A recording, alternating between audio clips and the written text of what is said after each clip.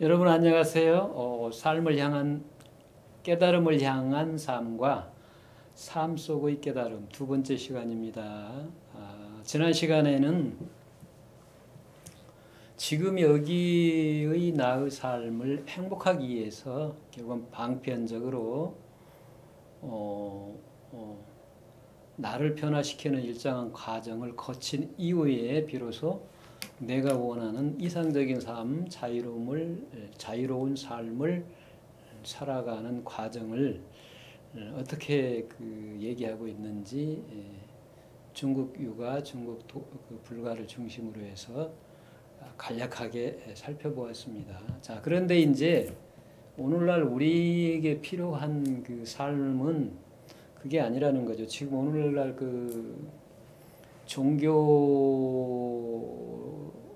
지금 현재의 여러 종교들이 있지만 그 여러 종교들로부터서 젊은 사람들일수록 20대, 30대일수록 점점 멀어지는 게 우리는 이제 이미 경제적으로 물리적인 생명을 보존하기 위한 필요 조건은 다 갖추었는데 그래서 즐기는 삶을 살고 싶은데 불구하고 지금 여기 삶을 행복하게 하는 게 아니라 장차 미래에 행복하게 하는 삶이 행복해지는 그러한 방법을 제시를 하고 있기 때문에 종교든 사상이든 철학이든 결국은 그러한 삶의 태도, 삶의 방법 또는 세상을 인식하는 틀이 변하고 바뀌어야 된다라는 것은 틀림이 없습니다. 이제 그게 바로 뭐냐면 지금 여기의 삶과 하나가 된 사상, 즉 지금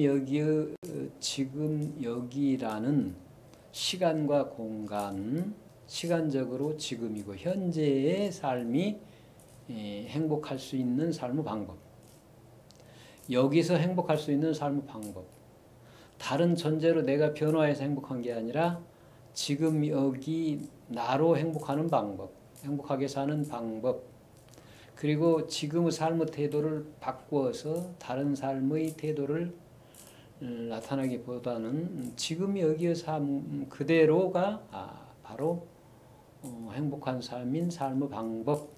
자, 이제 그것을 우리가 찾을 수밖에 없다 그런 얘기입니다. 그 말은 그만큼 우리가 정신 문명도 발달해 왔고 과학 기술을 통해서 물질 문명도 발달했기 때문에 이제는 양자를 결합을 시키고 통합을 시켜서 하나로 살아갈 수 있는 때가 되었다라고 볼 수도 있죠. 우리가 오늘날의 인류 사회를 보면 프랑스 사회에서 폭동이 일어나고 네팔의 폭동이 일어나고 중국 사회도 그렇고 일본 사회도 그렇고 우리나라도 그렇고 미국도 그렇고 어찌 보면 사회가 선진국이든 뭐 개발도상국이든 불안하고 미래가 확실하지 않은 게 정치적인 상황이 자꾸 분열과 대립으로 가기 때문에 그렇죠. 그래서 소통과 화합을 통해서 서로를 믿고 신뢰하고 한 국가사회 안에서는 국민들이 서로를 신뢰하고 가정사에서는 가족들이 서로를 신뢰하고 살아가야 되는데 어찌 보면 그러기보다는 개인 중심, 개체 중심으로 흘러가면서 오로지 자기 중심으로 살려고 하다 보니까 소통과 화합이 이루어지지 않고 있다는 건 틀림이 없죠. 그래서 어찌 보면 지금 21세기의 사회가 과학기술이 발달하고 물질 문명이 극도로 발달하면서 이미 동아시아의 정신 문명과 서양 중심의 물질 문명, 과학기술 중심의 물질 문명이 분명히 둘이 아니고 양자가 다 인간에 의해서 이루어지는 것인데도 불구하고 양자가 괴리가 있다, 서로 어긋난다. 그것이 이제 오늘날 인류 사회가 갖고 있는 현상이라고 볼 때 그 양자가 둘이 아닌, 즉 형이상의 정신 문명과 형이하의 물질 문명이 둘이 아닌 하나인 새로운 문명이 필요하고 새로운 사상이 필요하고 새로운 삶의 방법이 필요한 것은 틀림이 없다라고 말씀을 드릴 수가 있죠. 자, 그래서 이제 그러한 삶이 뭐냐 한번 이 시간에 살펴보자 그런 얘기죠.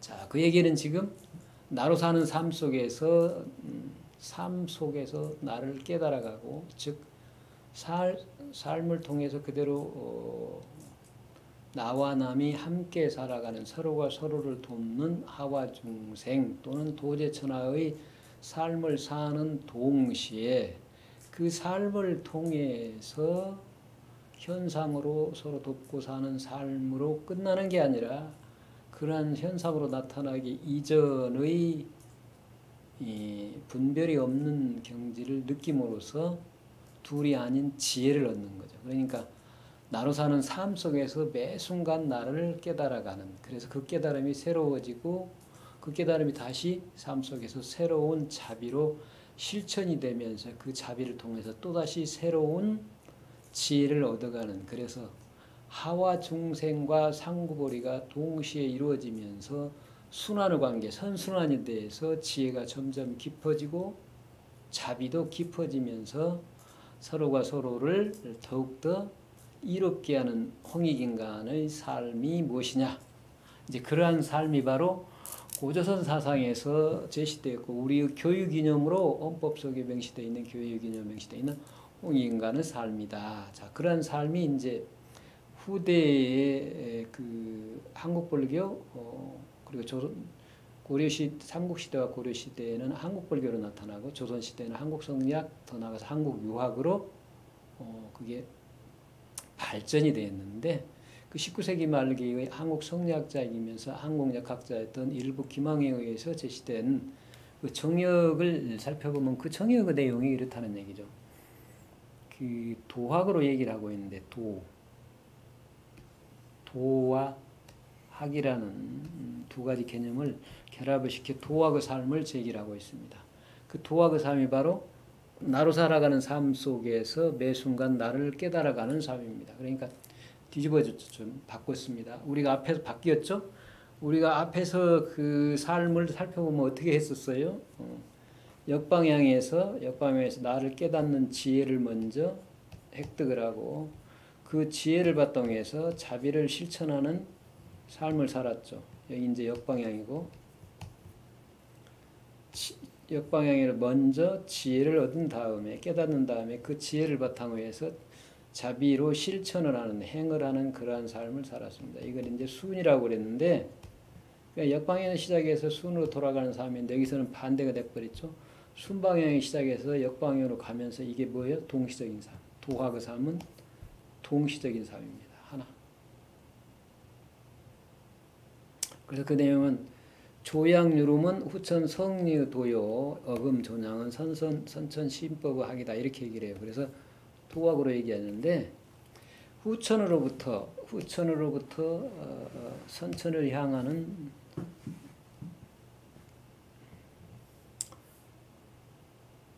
방향, 후천으로부터 선천을 향하는 방향에서 시작해서 어때요? 여기서 선천에서 후천을 하는 방향으로 이렇게 돌아간다고 말이에요. 이게 이제 하나라고 볼 수가 있죠.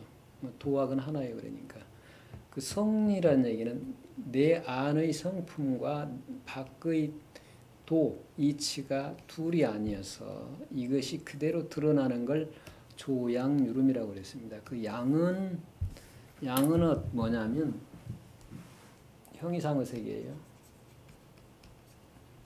이거는 중도의 세계이고 역도의 세계입니다. 역도의 세계, 중도의 세계. 음은 뭐예요? 이게 이제 현상의 세계입니다. 현상의 세계.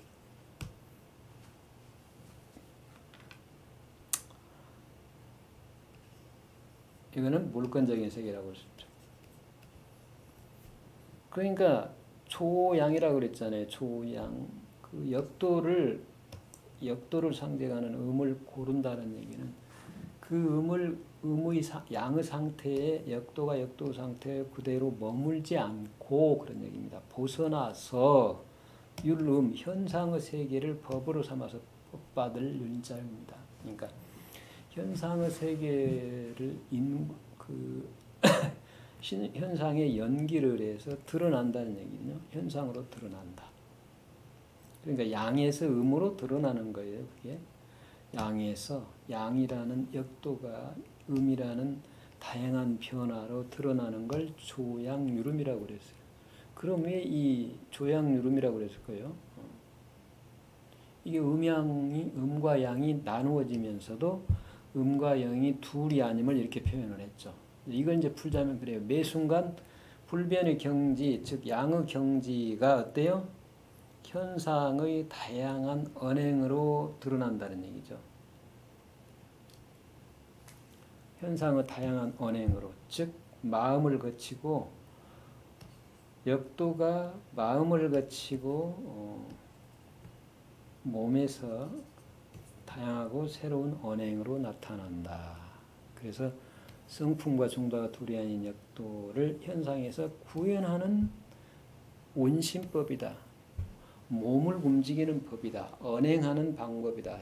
그 언행을 통해서 나타내는 방법, 나를 드러내는 방법이다. 그 말입니다. 그러니까 여기서는 벌써 어때요? 몸을 통해서 현상으로 드러나는 것을 먼저 얘기를 하고 있죠. 그런 다음에 어때요? 그 다음에 자, 내가 지금 몸을 통해서요 말과 행동을 하는데 그 말과 행동이 어디로부터 이루어진 거예요? 역도, 중도라는 근원, 불의의 경계, 즉 둘이 아닌 경계에서 이루어지기 때문에 현상에서 내가 말을 할 때 상대방에게 나와 남을 둘러보는 말이 아닌 나와 남을 하나로 대하는 말을 해요. 그러니까 서로가 서로를 존재하게 하고 서로가 서로를 새롭게 하며 서로가 서로를 다양하게 하는, 그래서 서로가 서로를 이롭게 하는 말과 행동으로 드러난다. 그런 얘기입니다. 그러니까 그런 말을 하고 그런 행동은 때에 따라서는 화를 내기도 하고 욕을 하기도 하겠지만 그러나 그 뜻은 마음은 어디에 있어요? 저 상대방을 새롭게 하고 다양하게 해서 이롭게 하고자 하는데 그 뜻이 있습니다. 그러니까 남을 능멸하거나 남을 무시하고 남을 나와 둘러보는 마음의 표현이 아니라는 것이 여기 핵심입니다. 보통 사람들은 희노애락의 감정을 표현하면 어때요? 육신의 차원에서 나와 상대방을 둘러보고 상대방이 나를 해롭게 했다. 나를 멸시를 했다. 능멸했다. 나를 나로 인정해 주지 않았다라고 생각하고 화를 내고 그러는 거죠. 감정이 다 그러는 거예요. 그런데 깨달은 사람이든 깨달지 않은 사람이든 그걸 떠나서 본성을 주체로, 양을 주체로 한 즉 본체가 그대로 작용해서 드러난 현상의 측면에서 보면 그 현상은 본체에 드러나기 때문에 진실하고 선하고 아름다운 겁니다. 화를 내도 아름답고 슬퍼해도 아름답고 기쁘고 슬프고 화를 내고 슬퍼하고 즐거워하고 다 이게 현상의 감정이지만 그런 감정을 실은 말일지라도 말과 행동이라도 다 어때요? 자비의 표현이다.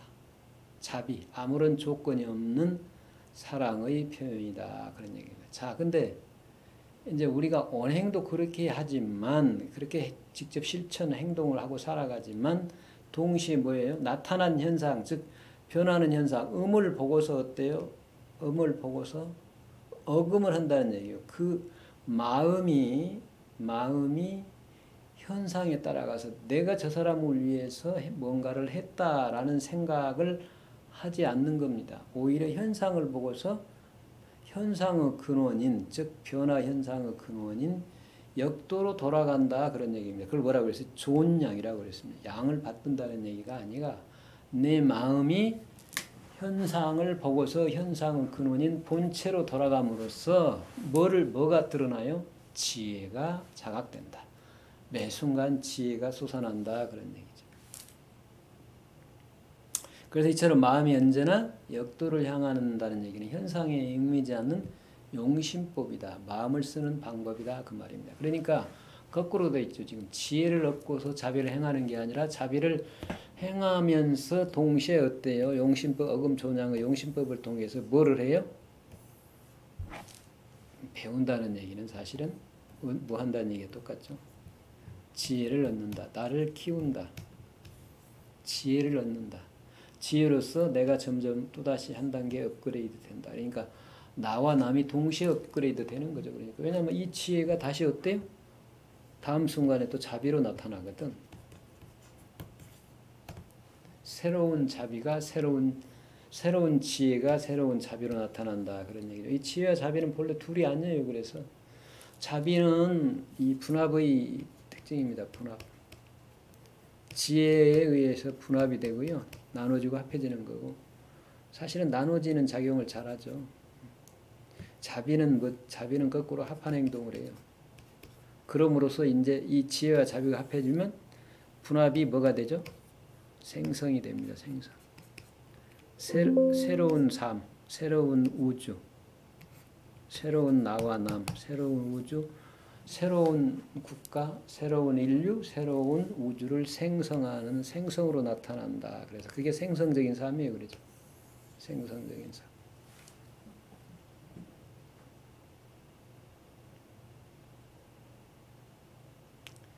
자, 그래서 도학의 삶은 어때요? 매 순간 지혜를 활용해서 이미 나타난 지혜를 활용해서 어때요? 다양한 언어로 미래를 창조한다.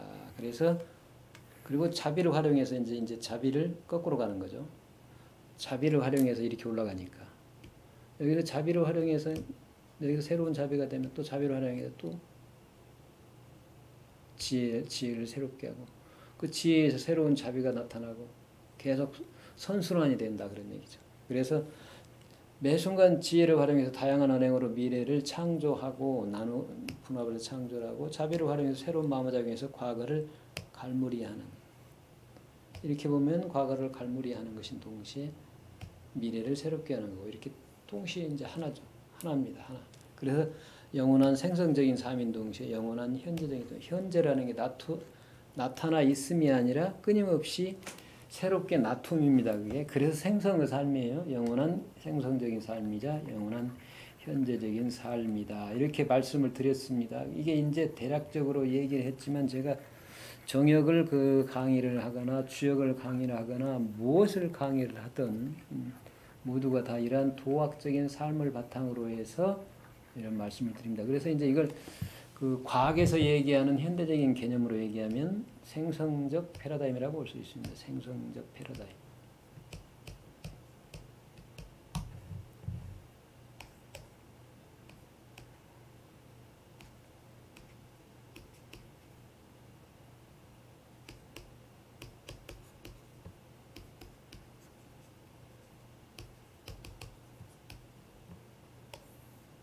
제너레이티브 패러다임. 이 제너레이션 속에는 이볼루셔너리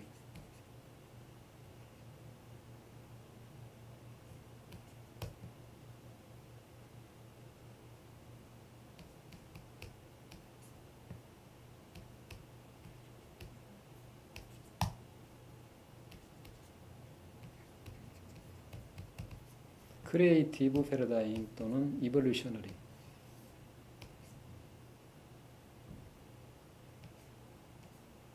이볼루셔너리 진화적인 패러다임 또는 생성적인 창조적인 패러다임이 하나가 들어있는 생성이라는 이 말입니다.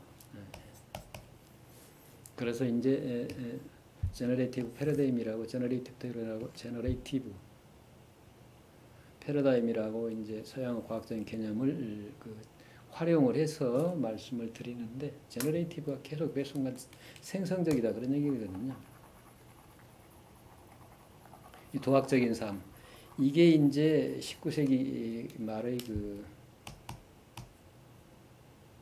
일부 기망에 의해서 제시된 정역이라는 책입니다. 이제 이 정역이라는 책은 19세기 말기에 일부 기망이라는 분에서 쓰여진 주역과 다른 비교되는 역학서적이에요. 역학. 그러니까 역학의 이론 체계로 드러낸 우리 전통 사상인 고조선 사상이다. 그렇게 얘기를 할 수 있고요. 근데 고조선 사상은 어디로부터 왔어요? 선사 사상으로 왔는데 그 선사 사상은 사실은 인류가 공통적이거든요. 그 인류 공통의 선사 사상이 고조선 문명을 이루면서 그 고조선 문명의 핵심인 고조선 사상으로 발전을 했고 이게 이제 어때요? 삼국 초기에는 한국 선도로 그리고 삼국이 통일신라 이후에 고려시대는 한국 불교로 그리고 조선시대는 한국 성리학 즉 한국 유학으로 발전을 했습니다. 그래서 그 결과가 19세기 말기에 정역이라는 책으로 세상에 출연을 하게 된 거죠. 그러니까 정역이라는 책은 한국 사상의 정수를 역학적인 그 이론 체계에 의해서 담아낸 저작이다. 그렇게 볼 수 있습니다. 그래서 우리가 정역을 통해서 한국 사상의 특성이 뭔지를 살펴볼 수 있는 거죠. 한국 사상의 특징은 시간성이에요. 시간성. 이 시간성을 객관화하면 공간성이 됩니다. 그래서 그걸 공간성을 그 중심으로 도를 논하고 자성을 논하는 바로 이게 뭐예요? 중국 사상이에요. 중국 사상이 시간성이 아닌 공간성을 중심으로 형성이 된 거죠. 그리고 나서 이걸 다시 객관화함으로써 서양의 문화, 서양 철학이, 서양 사상이 형성이 돼요. 그래서 서양 사상은 단분히 공간적입니다. 공간적이고 물건적이에요. 형이상의 세계가 없잖아요. 종교마저도 그래요. 형이상의 세계가 없죠. 대부분 기독교가 형이상의 세계가 없잖아요. 그래서 이 시간성 중심이 한국 사상이에요. 그러니까 한국 사상이 사실은 그래서 선사시대의 인류 공통문화를 그대로 계승해서 발전시켜왔기 때문에 이 속에 공간성 문화와 공간의 문화, 즉 중국 문화와 서양 문화가 다 포괄이 되어 있기 때문에 오늘날의 서양의 발달한 과학기술 중심의 물질 문명과 우리의 전통적인 이 공간성 중심의 형이상의 정신문화가 다 포괄되어 있어서 본래부터 우리 한국 사상이 인류의 미래일 수밖에 없다라고 얘기하는 까닭이 거기에 있는 겁니다. 그러니까. 그래서 우리가 그런데도 불구하고 이제 요즘에 그 정역을 얘기하는 사람들이 어떤 종교 단체에서나 많이 얘기를 하고 고조선 사상을 얘기를 하다 보니까 이게 잘못 그 특수한 특정한 종교의 관점에서 정역을 이해하고 특정한 종교 관점에서 고조선 사상을 이해하기 때문에 그게 고조선 사상의 본질을 파악을 못하고 그 일부만 가지고 확대해서 가는 오류를 범하고 있습니다. 그래서 역시 종교가 참된 종교냐 아니면 진성 종교냐 사이비 종교냐, 공자가 말씀하시는 사이비 종교냐는 뭐 이론 체계에 그것은 문제도 있지만 그 이전에 그것을 보는 사람의 문제이다. 즉 사람의 지적인 견해의 차이, 지견이 도대체 어떤 차원에 있느냐. 이제 패러다임 문제를 본다면 그 사람이 공간적인 세계, 형이하고 공간적인 세계 또는 물건적인 세계에 갇혀 있다면 그 지견이 그 정도밖에 안 되면 그런 사이비 종교의 차원에 머물러 있을 수밖에 없어요. 그러니까 종교나 어떤 이론 자체가 사이비냐 진성이냐 차이는 없어요.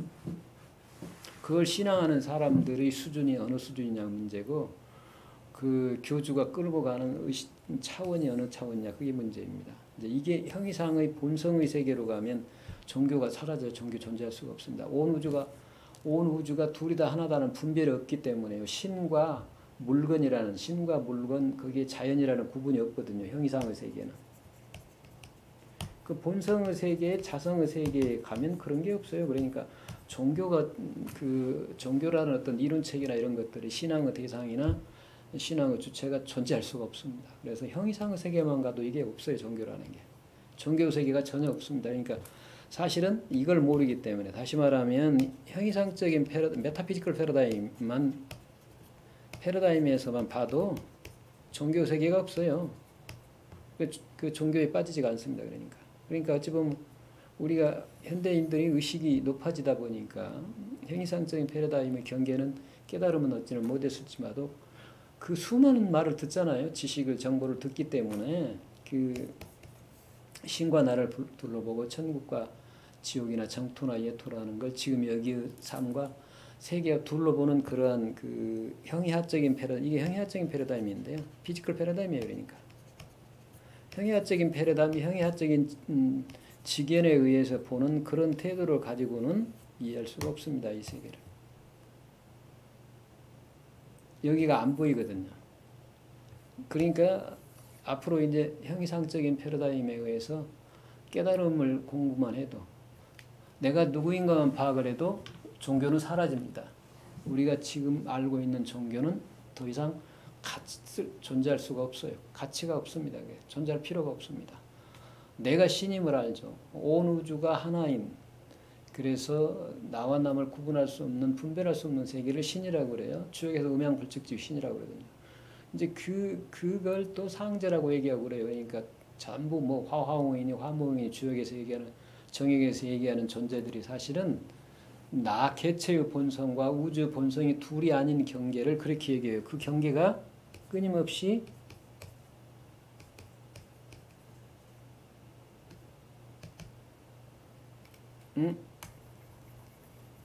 변화하고 변화한다는 차원에서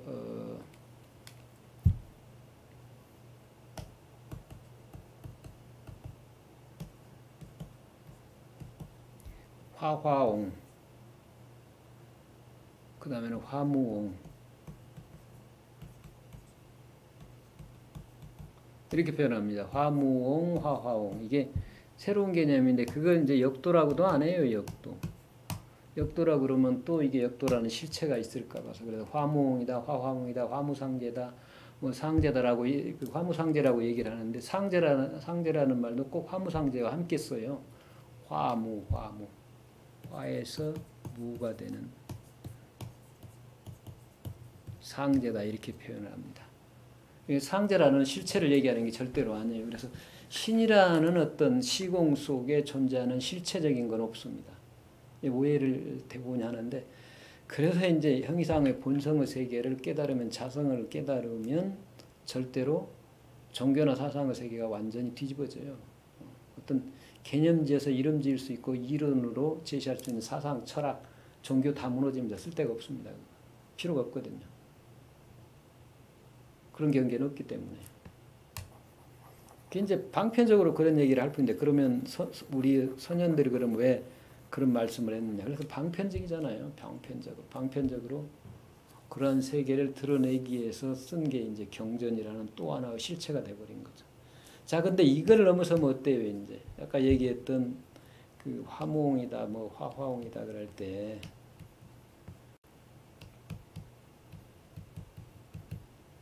화무홍이다 그럴 때, 여기서부터는 이제 어때 이제 방향이 바뀐다고 그랬잖아요.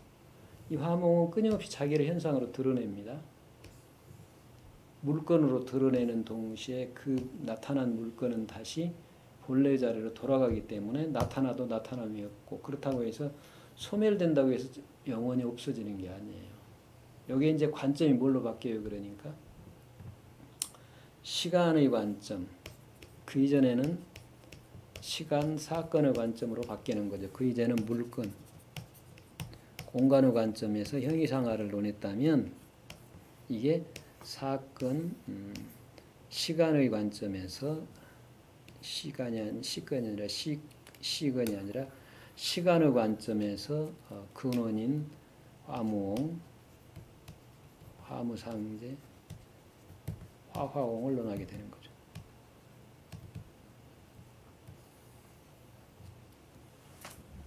그러니까 이게 삶의 방향이, 삶의 방법이 완전히 바뀌는 거죠. 여기서 우리가 쭉 살펴봤듯이 중요한 게, 매 순간 나라는 존재는 남과 구분되어 있는 어떤 실체가 있는 게 아니다. 나는 매 순간에 내가 나타내는 말과 행동을 통해서 내가 드러나죠. 때로는 아버지로, 때로는 아들로, 때로는 선생으로, 때로는 길 가는 어떤 지나가는 사람이다. 어쨌든 역할로 나를 드러내는 동시에 어때요? 그 때와 장소에 따라서 그 역할은 다시 사라지잖아요. 그러면 내가 어느 한순간에 역할을 했다가 사라질 뿐이지 그 역할이 나는 아니에요. 우리가 착각을 하고 있죠. 그러니까 남자다, 여자다, 선생이다, 학생이다, 교수다, 뭐다, 그 다 직업이잖아요. 그 직업을 수행하는 도중에도 자식을 만나고 아내를 만나고 남편을 만나고 또 부모를 만나고 계속 역할이 바뀌는 거예요. 그러니까 나란 존재는 아버지여서 내가 뭐를 하거나 교수여서 뭐를 하거나 그런 게 없어요. 친구를 만나면 친구고 수없이 다양한 모습으로 나타날 뿐이죠. 그러니까 그래서 매 순간 그렇게 나를 나타내되 어째요? 다양하게 나를 나타내는 운신법. 몸을 그렇게 운전을 하되 나타내면서 동시에 용심, 마음을 써서 어때요? 이 현상은 본래 뭐예요? 본체의 드러남이에요. 본체. 그러니까 현상을 보고서 이 현상이 내가 했다, 이 육신이 했다라고 하지 않고 본체로 돌려보내는 게 바로 뭐예요? 여기 어금조냥의 신법입니다. 어금조냥의 신법.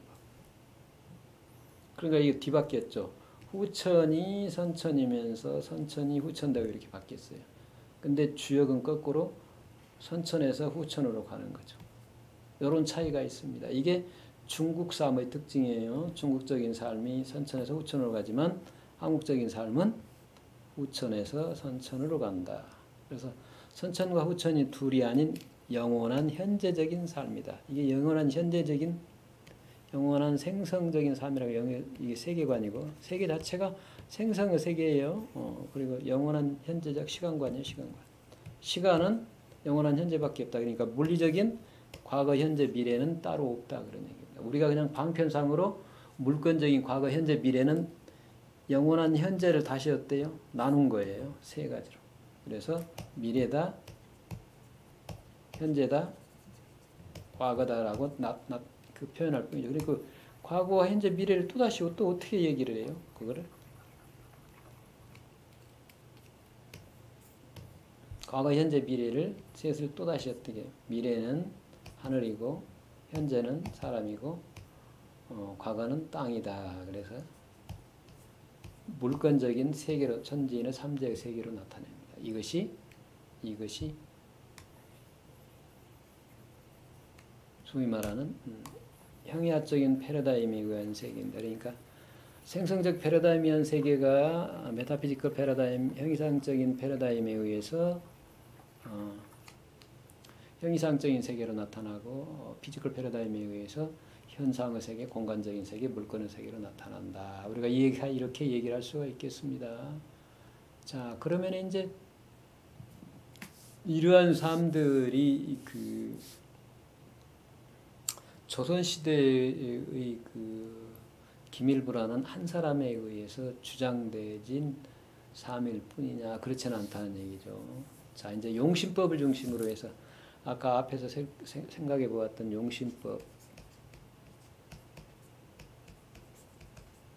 용신법을 중심으로 해서 그 사상을 제시하고 있는 게 바로 여러분이 잘 알고 있는 불교입니다. 불교. 그래서 불교 측면에서 그럼 도대체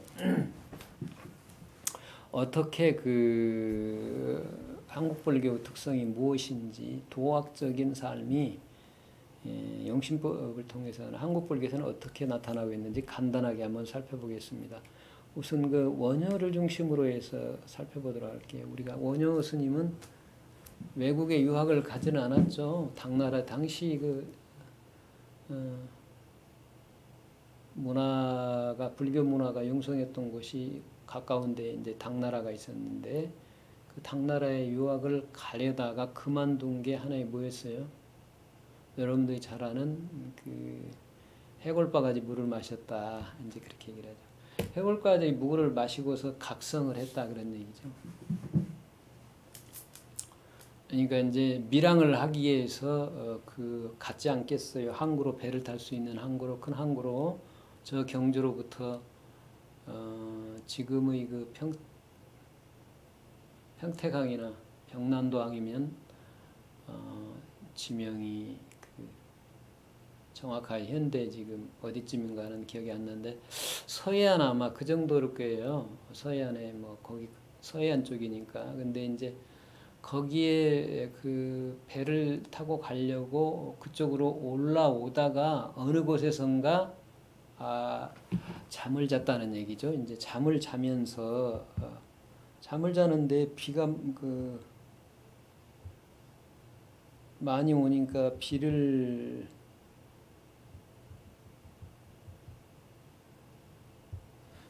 피할 수 있는 공간이 필요하지 않겠어요. 그래서 그걸 이제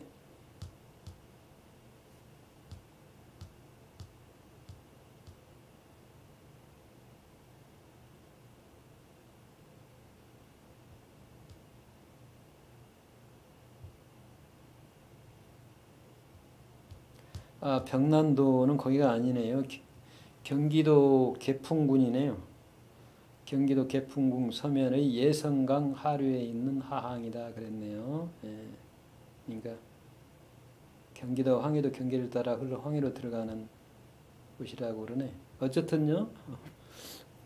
저 위쪽이네요. 어쨌든 그 당나라로 가기 위해서 이제 그 항구에 병난도 항에 가다가 그 하룻밤을 이제 밤을 새게 됐는데 그 무덤이죠, 무덤. 그러니까 땅을 판 무덤이 아니고 위에 이제 비를 그 막을 수 있게 이렇게 집처럼 조그맣게 만들어 놓고 그 안에다가 그 사방을 이렇게 막고 출입할 수 있게 해서 그 시체를 보관하고 있던 그런 곳이겠죠. 이제 관으로 그렇게 할 수도 있고 뭐 여러 가지 그 목관으로 할 수도 있고 뭐 여러 가지를 했겠죠. 이제 어쨌든 그래서 이제 거기서 하룻밤을 이제 비 이슬을 피하면서 잤는데 자다가 일어나서 그 목이 말라서 일어나서 주변을 이제 비몽사몽간에 뒤져보니까 물이 있어서 물을 마시고 그냥 잘 잤다는 얘기죠. 근데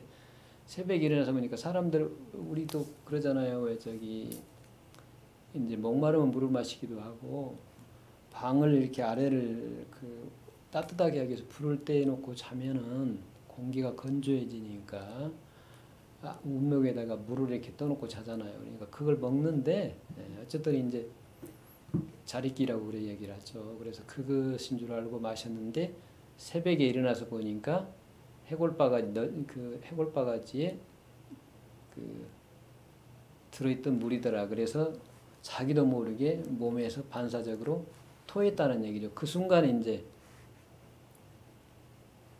퍼뜩 깨달은 거죠. 아, 어제 저녁에나 지금 오늘이나 똑같이 해골물인데 어제는 내가 달고 맛있게 느꼈고 오늘은 토했지 않느냐. 이물질이다 더러운 거라고 생각했지 않느냐. 그러니까 어제는 깨끗하다고 생각했고 오늘은 더럽다고 생각했죠. 그래서 토하고 맛있게 먹고 잠을 자고 다른 현상으로 나타나는데 그것이 결국은 뭐예요? 마음의 작용이라는 거죠. 마음의 작용. 마음. 자, 그래서 이제 그걸 알고는 더 이상 내가 당나라로 갈 필요가 없겠다라고 돌아왔다. 이제 그런 일화가 있잖아요. 삼국유사에 보면 일화가 있는데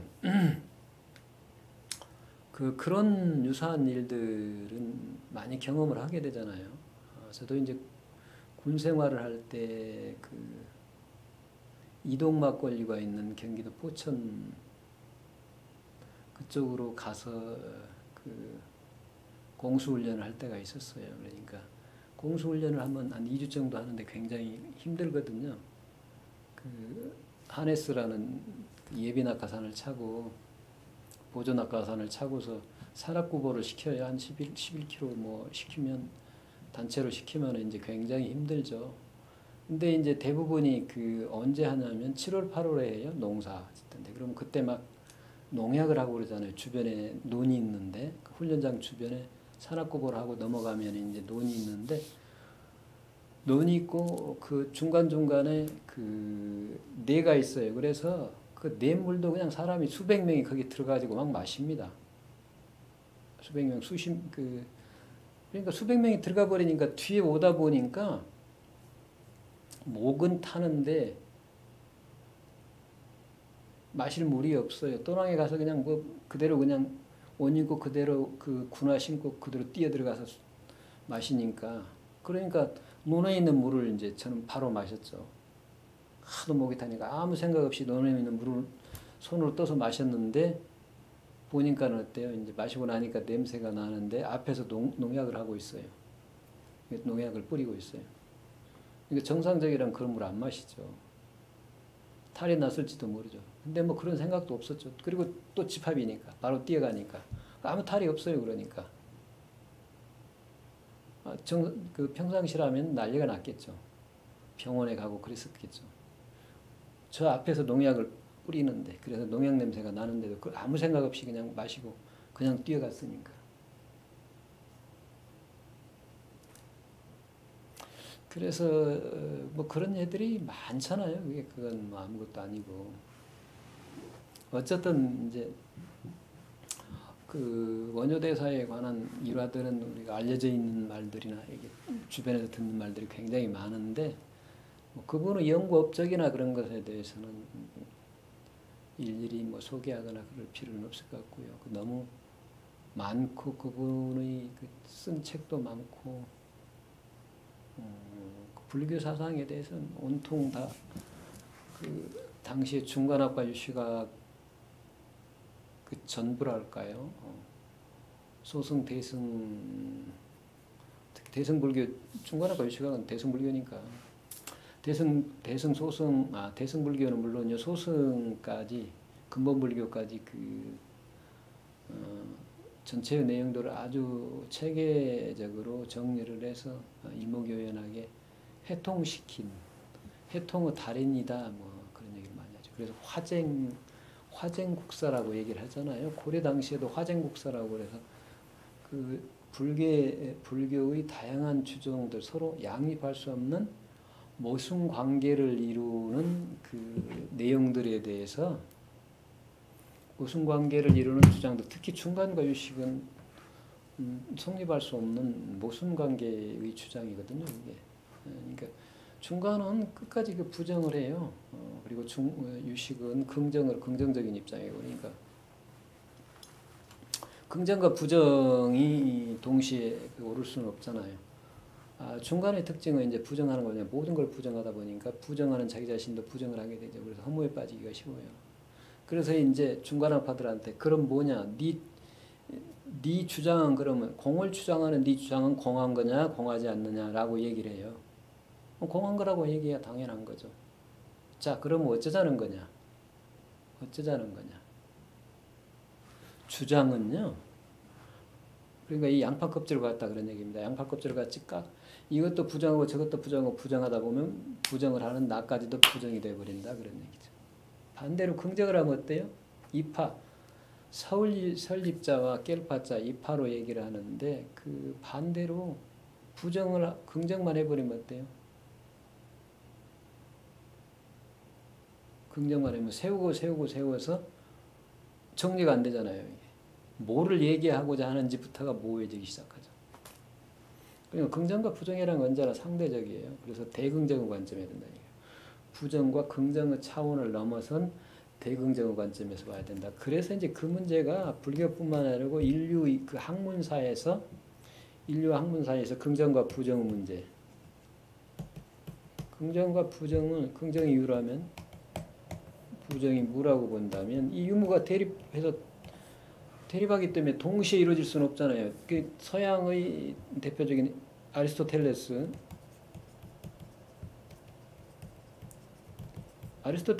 논리학에서는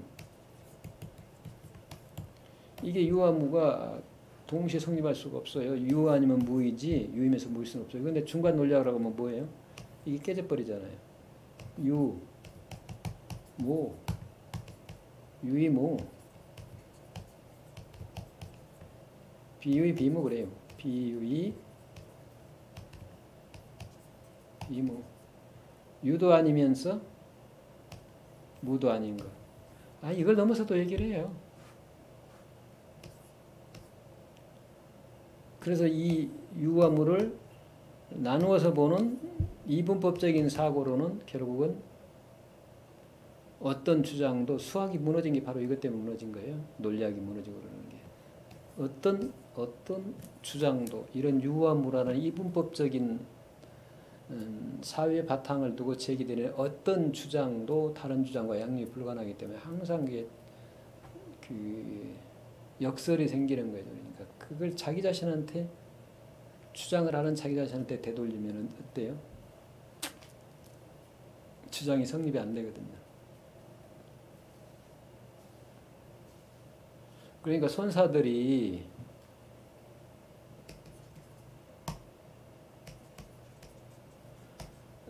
저 사람이 그 이분법적인 사고를 넘어서 있는 즉 주객이 없는 세계에 도달했느냐 그 세계를 아느냐 모르느냐를 파악을 하면 어떻게 되고 있어요?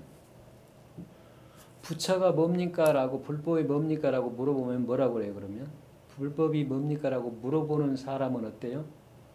부처와 중생의 이분법에 의해서 지금 물어보는 거죠. 그러니까 반대로 얘기를 해. 똑같이 돌려줘요. 그럼 너는 부처냐 중생이냐라고 돌려줘요. 그럼 여기서 부처다 중생이다라는 걸 넘어서서 얘기를 해야 되겠죠. 부처입니다라고 해도 떨어져 있고 중생이라고 해도 지금 이 불법에 떨어져 있는 겁니다.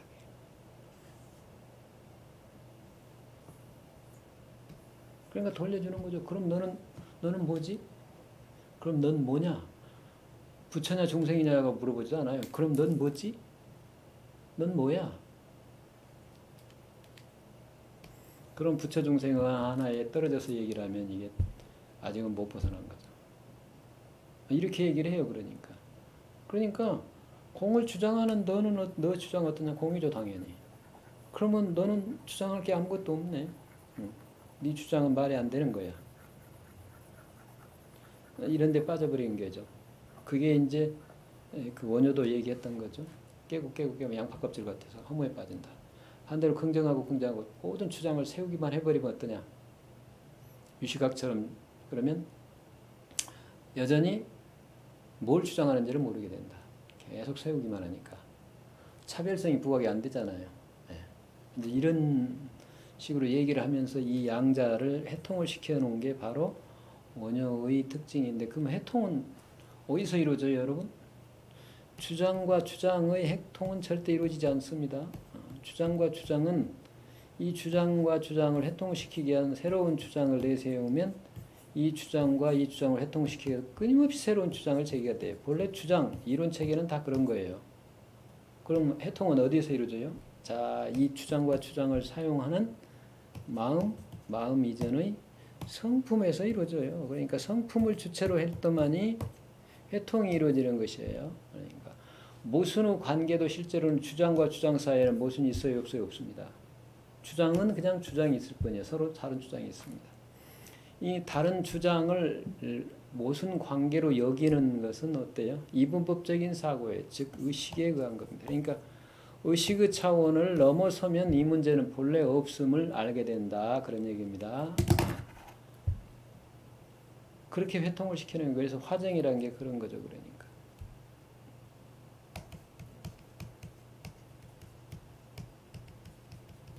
화정을 어떻게 시키냐 그런 얘기예요. 말로 이루어지는 쟁론, 다툼을 어떻게 조화를 시키냐. 성품의 세계에서 세우잖아요. 세워. 열어서 세우죠. 둘이 아닌 세계를 나누어서 개한다는 열어서 세우는 거죠. 그럼 반대는 어때요? 합이잖아요. 합.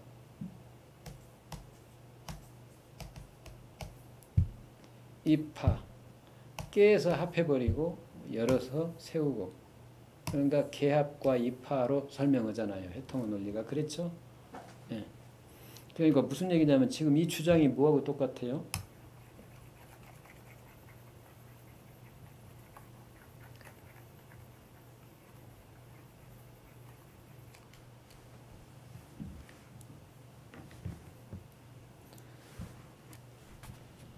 주체와 객체, 형이상과 형이하를 나눌 수 없는 세계에서 그걸 이제 대승기실론식으로 얘기하면 일심이라고 하는데 그 일심의 세계를 어때요? 그러니까 열죠, 열어서 그 세계를 이렇게 열어서 수많은 주장들을 제기해서 세워요. 그리고 현상으로부터 수많은 주장들을 깨버리고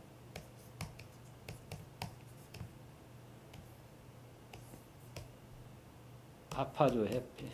그래서 어디로 돌아갑니까? 일심으로 돌아가죠.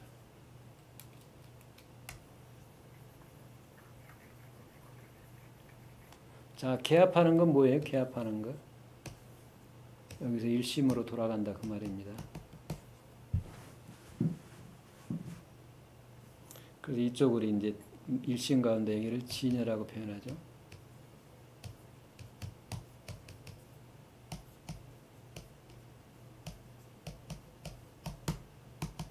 여기는 생멸이라고 그러고요. 진여와 생멸을 이거 나누어서. 그 생멸의 세계에서는 깨서 세워져 있는 다양한 주장들을 깨서 하나로 합해서 일심으로 돌아가고 그게 생멸문이고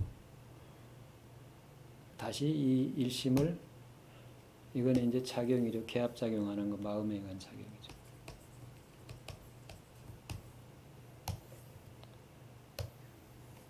열어서 새로운 주장을 세운다, 제기한다 이런 얘기죠.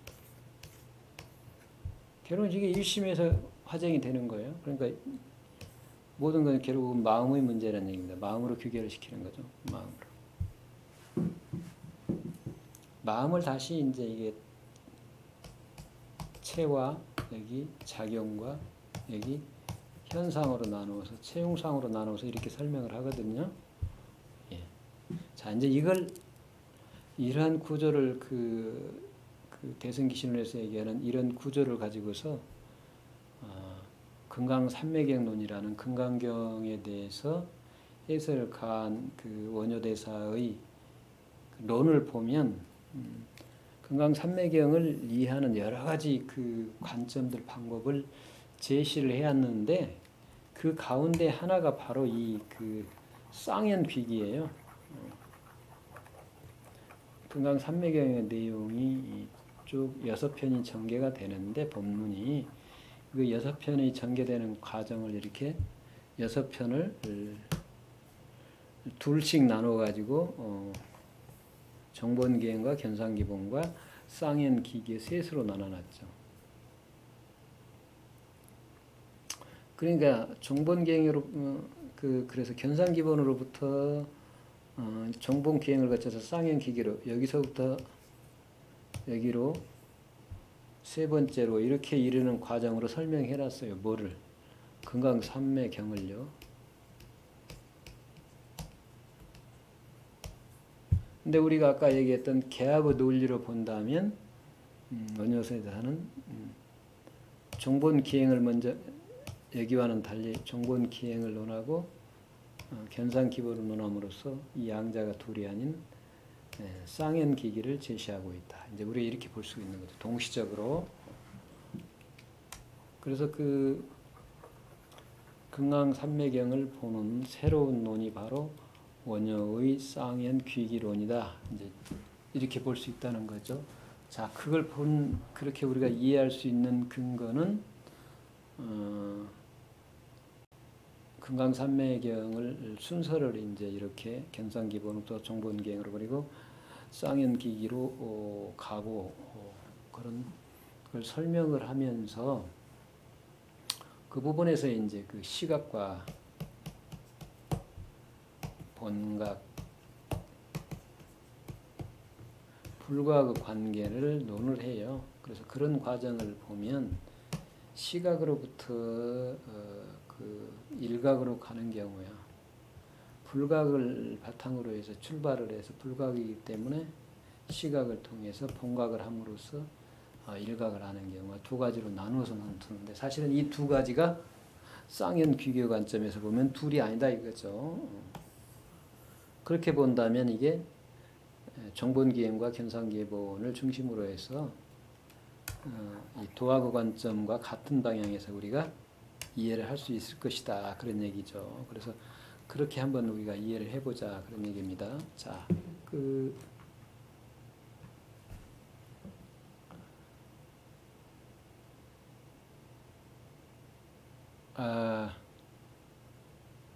정본기행이 뭐냐면 이제 이게 정본이 근본 또는 본체라고 보고요. 근본을 쫓아서 모든 행위, 즉 작용이 일어난다 그런 얘기죠. 그러니까 마음의 작용이 뭐 생각을 하고 그러니까 사리열을 하고 분별을 하고 뭐 인식을 하고 그런 모든 것들은 어디로부터 나오느냐 그러면 모두 근본인 자성으로부터 일어난다. 그게 이제 간단하게 쉽게 얘기하면 정본기행이에요. 그리고 그러면 이미 일어난 우리가 마음을 중심으로 해서 어떤 생각을 몸과 몸을 통해서 이제 말하고 행동으로 드러낼 텐데 그래서 그처럼 내 언행은 물론이고 나무 언행도 현상으로 드러난 언행을 보고서는 그 다음에 어떠냐 그러면 보낼 견자입니다. 보낼 견자, 모양상자. 모양을 보내고, 그 말은 내가 모양을 따라, 현상의 모양을 따라가지 말고 그 모양으로 벗어나서, 그런 얘기죠. 모양으로부터 벗어나서 현상으로부터 마음을 거두어서 그럼 어디로 가느냐, 그런 얘기입니다. 근본으로 돌아간다. 그 근본은 당연히 자성이다, 불성이다 하는 거죠. 자, 그러면 이게 지금 양쪽이잖아요. 마음을 먼저 일으킨 다음에 근본을 쫓아 마음을 일으킨 다음에 그 다음에 그것이 나타난 현상을 보고서 현상으로부터 그 마음을 다시 본래 자리로 놔버린다, 회양한다, 그런 얘기를 하는데 그게 바로 뭐예요? 앞에서 얘기했던 도와 학의 문제입니다. 도와 학. 도학의 도학을 용심법의 측면에서 나타낸 것이죠. 그러니까 매 순간에 우리의 삶은 그러면 어떻게 돼요? 매 순간에 지금 여기에서 하면 어때요? 그 마음을 현상의 말과 행동으로 드러냄으로써 서로가 서로를 돕고 서로가 서로를 존재하게 하고 서로가 서로를 새롭게 하고 서로가 서로를 다양하게 하는, 그래서 서로가 서로를 이롭게 하는 하와 중생의 삶으로 드러나는 동시에 바로 어때요? 모든 것이 근본인 하나에서 일어남을 아는 상구보리로 돌아간다는 얘기죠. 그래서 이게 바로 쌍연기기다 그랬어요. 함께 쌍으로 드러낸다. 귀와 기. 즉 근본으로 돌아가는 것과 현상에서 일어나는 그 작용이, 귀기작용이 쌍연, 동시에 나타난다. 그래서 이게 바로 도와 학이 둘이 아닌 삶이다. 즉 도의 하와 중생과 학의 상구보리가 동시에 일어나는 삶이다. 그것이 바로 뭐라고요? 지금 여기의 삶이다. 지금 여기 나의 삶이다. 우리가 이렇게 볼 수가 있겠습니다. 그러면 이제 이 내용을 조금 더 이해를 하려면 정본기행이라고 그럴 때 이 정본기행을 나타내는 그 금강산매경의 그 두 가지 편하고 견상기본을 나타내는 두 가지 편, 그리고 쌍연귀기를 나타내는 두 가지 편이 뭔가를 살펴보면 그 내용을 좀 더 자세하게 이해할 수가 있습니다. 자, 어느 때인가 하여간 시간이 되면 그 문제는 그럼 결국 금강산매경이 어떤 경이냐를 살펴보는 문제가 되는데 시간이 되면 그것도 같이 살펴보도록 하겠습니다. 자, 오늘은 그 쌍연귀기를 통해서 그 원효의 금강산매경에 대한 이해가 어떻게 이루어졌고 결국은 이게 단순하게 금강산매경에 한정이 되는 게 아니라 유식과 중간을 회통시키는 방법이기도 하고 그의 모든 불교 체계를 관통하는 하나의 회통 방법이기도 하다. 이렇게 얘기할 수 있겠습니다. 그러니까 이런 쌍연귀기의 관점에서 우리는 원효의 그 저작들 속에 나타난 원효 불교를 새롭게 재해석해 줘야 될 필요가 있다. 이제 그런 작업을 앞으로 필요합니다. 그래서 시간이 되는 대로 가능하면 그런 작업도 할 수가 있습니다. 그러니까 한국 불교 다시 다 해석을 해야 되고 그러면 이제 한국선도 다시 해석을 해야 되고 그런 작업이 되겠죠. 자, 오늘은 이 시간은 이걸로 마치겠습니다. 자, 수고 많으셨습니다.